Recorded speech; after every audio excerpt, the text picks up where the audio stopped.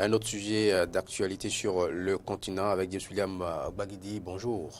Bonjour à vous, Tranquille Akad Benoté, et bonjour à tous les amis téléspectateurs et à tous les auditeurs. Le thème de votre décryptage des clés du monde, rapte de jeunes filles au Nigeria après Chibok, Boko Haram récidive à Dapchi. L'émoi suscité il y a de cela 2 ans dans des circonstances similaires et loin d'avoir été atteint, mais la douleur des parents est sans doute la même.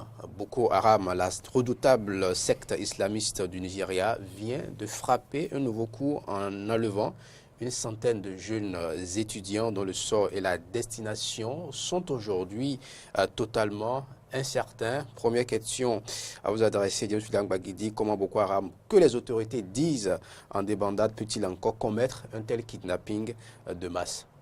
Merci à vous, Tranquillin. Il faut reconnaître que depuis que le président Muhammadu Buhari a pris le pouvoir au Nigeria, en tout cas a été élu au Nigeria il y a quelques 2 ans maintenant, Boko Haram a beaucoup reculé. Souvenez-vous, il y a quelques années, sous le président, l'ancien président Goodluck Jonathan, Boko Haram avait carrément conquis un grand territoire au nord du Nigeria, allant de Maiduguri jusque presque vers Katsina.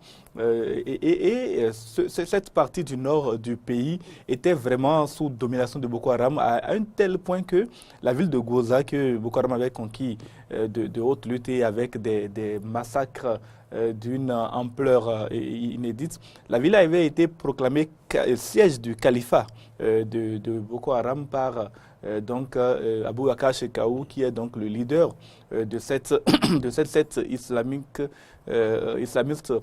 aujourd'hui. Donc, Boko Haram avait véritablement pignon sur rue. Et quand, en tout cas, à un moment donné, même la ville de Maïdougouri, qui est là, je dirais le fief de Boko Haram, en tout cas, c'est là que Mohamed Youssouf, le père historique de Boko Haram, a lancé la naissance de Boko Haram dans les années 2000.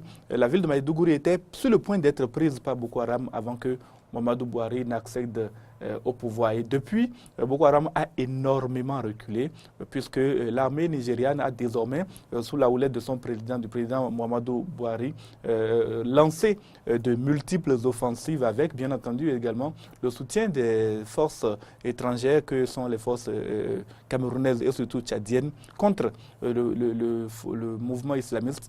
Et le groupe a reculé. En dépit de cela, malheureusement, c'est un groupe qui a changé de stratégie simplement. Il ne s'agit pas d'une disparition.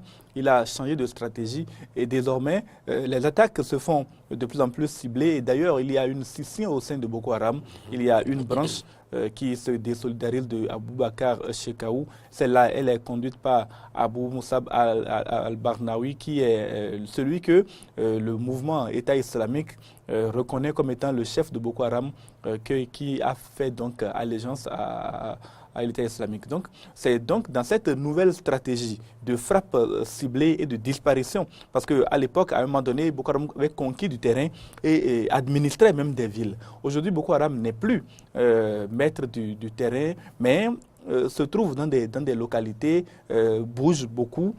C'est le mode opératoire qui a été celui de Al-Qaïda, qui désormais est également celui de l'État islamique. C'est ce même mode opératoire qu'utilise Boko Haram. Et puis, donc, ils apparaissent, ils frappent, soit des attentats, soit des enlèvements, comme on vient de le constater là, et ils disparaissent à nouveau dans la grande forêt de Sambisa, en dépit de la présence massive de l'armée nigériane. Et cette forêt se trouve où? Toujours au Nigeria? C'est toujours au nord du Nigeria. C'est d'ailleurs dans cette forêt-là que on estime que se cachait jusqu'à une époque récente Abou Bakar Shekau, le chef de Boko Haram. L'armée nigériane a investi la forêt en question, détruit énormément d'arbres et consorts. En tout cas, des sites, des camps d'entraînement ont été découverts. Mais la forêt, elle est immense. Vous savez, le Nigeria, c'est un très grand pays. Rien que cette forêt-là fait presque la superficie de la Suisse. Et donc, on a du mal, en dépit de la quantité de soldats qui ont été déployés, à détruire, en tout cas, à mettre fin à l'existence de Boko Haram sur le terrain. Avec la technologie qui existe aujourd'hui, on n'arrive pas non, mais à le mettre la main dessus. Même cette même technologie qui est utilisée par l'armée américaine contre Ben Laden. Ben Laden, mais ça a duré 9 ans. Ça a duré 9 ans pour mettre la main sur Ben Laden et il a fallu qu'il y ait des traîtres dans les rangs de Ben Laden pour que Ben Laden puisse être abattu. Aujourd'hui, on n'a pas encore trouvé trace de Abou Bakr al-Baghdadi, qui est le leader de l'État islamique. Et pourtant, vous savez, la technologie, comme vous le dites, elle existe. Et justement, c'est parce que cette technologie-là, les leaders de Boko Haram, les leaders de ces mouvements terroristes évitent d'utiliser cette technologie-là, évite d'utiliser les téléphones satellitaires, évite d'utiliser les téléphones portables, évite le maximum possible d'être en contact avec la technologie et cela les rend aujourd'hui pratiquement introuvables sur le terrain. Et puis la communication des autorités nigérianes suite au rapt a été d'annoncer que les jeunes filles avaient été immédiatement secourues avant de se retraiter. Pourquoi ce cafouillage? Oui, malheureusement, et d'ailleurs ça fait partie des raisons pour lesquelles personnellement je n'ai pas traité le sujet le plus rapidement. Dès le jour de l'annonce de l'enlèvement, les autorités nigérianes ont dit que les jeunes filles ont été secourues, que l'armée avait rattrapé le groupe qui avait enlevé les jeunes filles, abattu les insurgés et libéré les jeunes filles. Mais quelques heures, quelques jours plus tard, les familles se rendent à l'évidence que si la mère a effectivement libéré les filles, mais pourquoi elles ne rentrent pas à la maison? On fait le point, on constate, et vous voyez cette liste-là, qu'il y a 106 filles exactement qui n'ont pas été retrouvées. C'est exactement le nombre de filles qui ont été enlevées. Et donc, ce cafouillage vient du fait que déjà, il ne faut pas que l'on se le cache. On est au Nigeria, pays, malheureusement, dans une certaine mesure, pays de désordre, dans la mesure où, voilà, un leader, un chef, un responsable politique qui vient dire à la face du monde que l'armée est déjà intervenue, que les filles ont été libérées, mais sachant pertinemment que cette information n'est pas vérifiée. Et s'il a été, même s'il a été induit en erreur, c'est parce que quelqu'un lui a dit que l'armée est intervenue et que l'armée avait libéré les filles. Donc ce cafouillage-là procède également du fait que l'armée veut redorer un peu son image, mais c'est tout le contraire que l'on a obtenu comme résultat en fin de compte, puisque la vérité, c'est que les filles n'ont jamais été libérées. L'armée n'a pas été en mesure de rattraper les insurgés. Aujourd'hui, pratiquement une semaine après cet enlèvement, on n'a aucune nouvelle de là où ces filles-là ont été emportées. On voit ici sur cette image les filles de Chibok qui avaient été enlevées il y a 2 ans, 234 filles, si j'ai bonne mémoire, et environ une cinquantaine s'étaient libérées, s'étaient enfuies le jour même, et puis les autres ont été libérés par à coup. Et il y en a quand même encore plus d'une cinquantaine qui sont entre les mains de Boko Haram aujourd'hui et dont on ne sait pas si elles sont encore vivantes ou mortes. Et de quels moyens dispose l'État nigérien pour libérer les enfants? Alors, vous avez parlé de la technologie. Oui, cette technologie, en tout cas, il y a déjà avec le ses fait limites, que, oui, avec ses limites, le fait que l'armée nigériane aujourd'hui a un peu plus de motivation par rapport à la lutte contre Boko Haram. Quand on compare cette période-ci à celle de l'époque du président Goodluck Jonathan, il y a donc un peu plus de motivation, il y a un peu plus de volonté sur le terrain. Il y a également le soutien de la communauté internationale, notamment de l'armée américaine, qui met à disposition des caméras, des hélicoptères ou des drones avec des caméras thermiques. C'est-à-dire que pendant la nuit, quand l'hélicoptère survole ou le drone survole une région où il y a des personnes, c'est la chaleur qui met le corps que l'hélicoptère ou le drone capte et on identifie donc qu'il y a un certain nombre de personnes dans cette zone. Maintenant, il y a des villages, il y a de nombreux villages qui sont dans la forêt de Sambisa, il y a des villages qui sont dans l'état de Yobe, en tout cas, dans la zone de l'enlèvement, il y a des villages et puis on peut constater qu'il y a des gens et puis finalement mener une opération descendre et se rendre compte que ce ne sont pas les filles qui ont été enlevées. Et donc la technologie, oui, mais la technologie elle est limitée et c'est le renseignement humain qui sera déterminant pour retrouver ces jeunes filles-là. L'armée nigériane, il faut le reconnaître aussi, a déjà procédé par des négociations par le passé avec Boko Haram, notamment par rapport aux filles de Chibok, dont une centaine ont été libérées au total depuis l'arrivée au pouvoir du président Mamadou Bouhari. Il y a eu des attaques contre des points de regroupement de Boko Haram qui ont permis de retrouver certaines filles, même de retrouver des filles qui ne sont pas de Chibok et qui ont été enlevées à d'autres occasions. Mais il y a également des tentatives de négociation qui ont abouti à des paiements de rançon, que ce soit de la part d'entreprises dont les personnes, dans les fonctionnaires ont été enlevés, notamment dans le domaine pétrolier ou le domaine minier au Nigeria. Et cette possibilité existe aussi de paiement de rançon pour que les filles soient libérées. Surtout que la branche de Boko Haram qui est soupçonnée, celle de Barnawi, qui est soupçonnée d'avoir procédé à cet enlèvement, est réputée être très intéressée par l'échange d'otages par rapport à des rançons. Et comment comprendre l'apathie de la communauté internationale comparativement à l'époque où les lycéennes de Chibok avaient été enlevées? C'est vrai, on peut le constater, la communauté internationale n'a pas la même mobilisation.